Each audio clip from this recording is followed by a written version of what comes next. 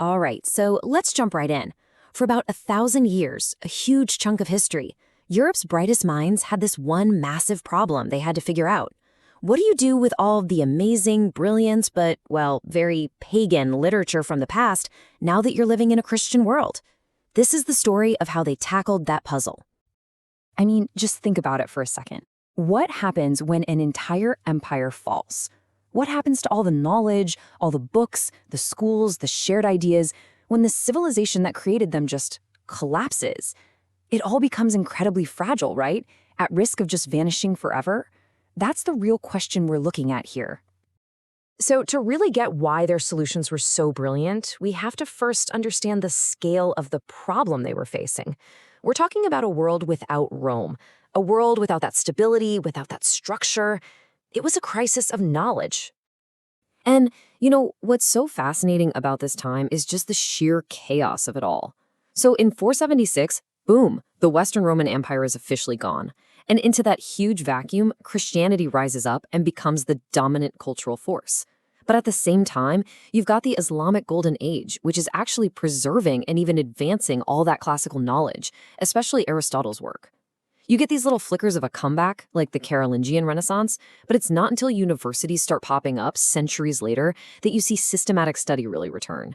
This is the wild, turbulent world our thinkers were trying to make sense of. Yeah, it was basically a perfect storm for intellectual decay.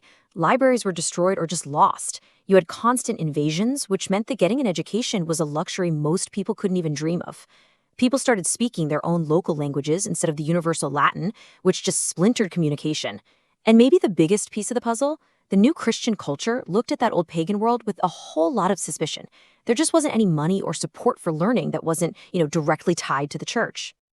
And this right here, this is the absolute heart of the problem. It wasn't just that the books were physically disappearing. The very ideas inside them were now seen as a spiritual danger. I mean, how could a good Christian read these incredible stories about Jupiter and Venus and all the Roman gods without worrying it would corrupt their soul? That was the central conflict. So who steps up?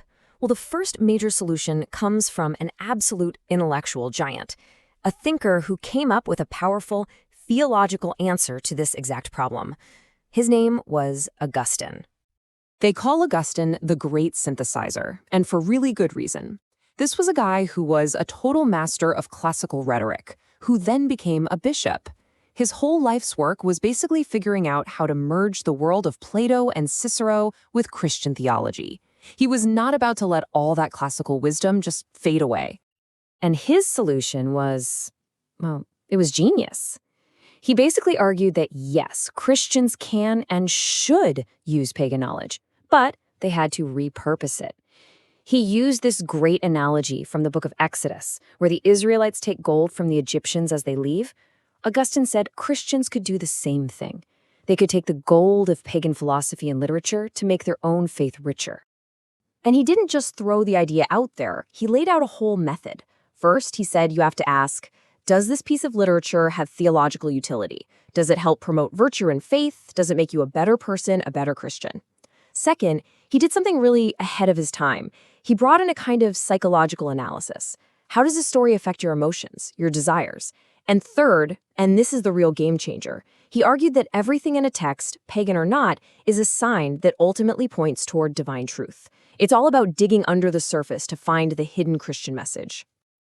But Augustine's faith-first approach wasn't the only solution on the table. Another brilliant mind came along and offered a different, complementary path.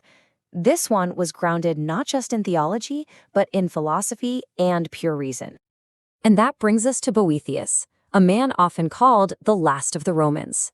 He was an aristocrat, a philosopher, and he saw the classical world just crumbling around him. He made it his life's mission to translate Plato and Aristotle into Latin just to save them for future generations. He was literally a living bridge between that old world and the new one. Now get this, while he was imprisoned, awaiting execution, Boethius wrote his masterpiece, The Consolation of Philosophy.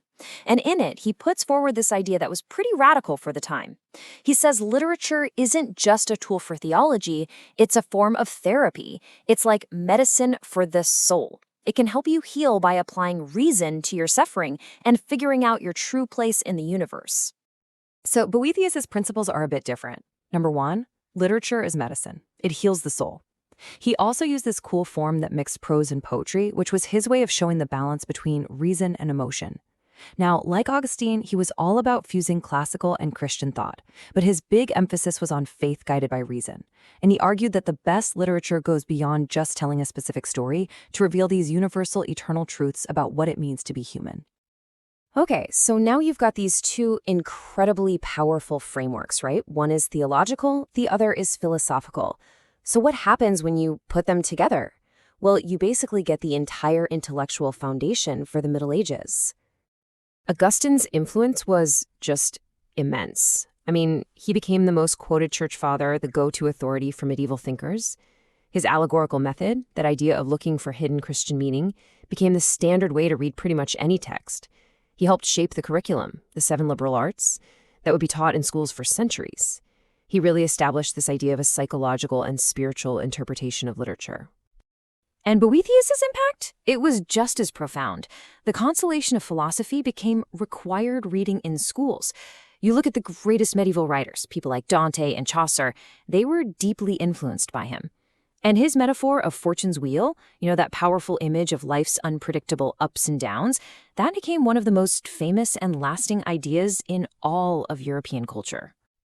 So at the end of the day, they offered 2 different toolkits for the exact same job. Augustine gave medieval thinkers a way to read for the salvation of their soul, using allegory and theology as their guide. Boethius gave them a way to read for the clarity of their mind, using reason and philosophy. Both of them found a way to bring classical thought into the fold. They just came at it from slightly different angles.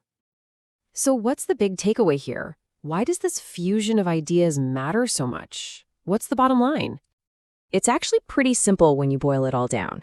Together, Augustine and Boethius taught the Middle Ages how to think. They saved classical learning from being thrown out as just some dangerous pagan garbage. They built the intellectual framework and the practical tools that allowed medieval Europe to read, to interpret, and to build on the incredible knowledge of the ancient world. Their legacy was absolutely profound. By fusing faith with philosophy and literature with reason, they didn't just preserve the past. They created the intellectual DNA for the next 1,000 years of Western thought. It shaped everything, from how a monk read a book in a monastery all the way to what was being taught in the very first universities. And that leaves us with one last question to chew on. Augustine and Boethius, they lived in a world where old knowledge was seen as a threat to their new values. They had to make tough choices about what was worth saving and how to make it relevant again. So the question for us is, in our own constantly changing world, how do we decide which ideas from our past are worth saving, and how do we adapt them to speak to the challenges we face today?